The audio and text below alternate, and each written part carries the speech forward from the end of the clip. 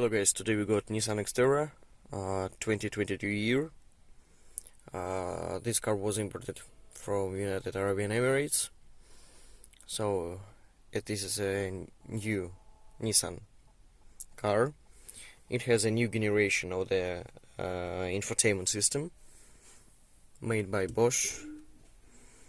So the car was imported from Arabian Emirates and it has a few languages only: Arabic, English, French and Spanish. On the cluster display, two languages, it's English and Arabic. So today we will do the conversion of this system to European version with European language spec. And if the car with the same system was imported from the United States of America, you know it has a different radio frequency step. It's 0.2, and in Europe with the radio with a 0.1 step. So in the United States cars, we doesn't have a half of the radio stations we use. This series we offer remote, no need to remove the system, no need to solder it and so on. So let's see the final result.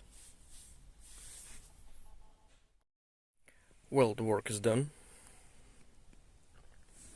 Now we can see the main menu in German language. All the functions work.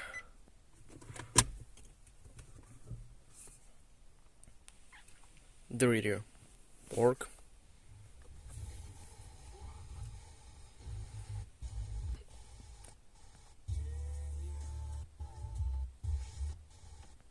Now we're in the garage, so the radio signal is very bad.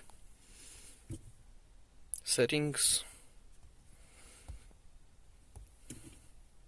and now we can see the full list of the available languages. I will scroll it for you.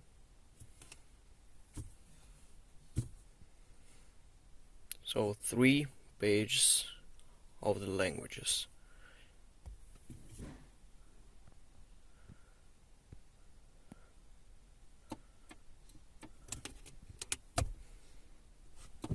All good. No factory loss functions.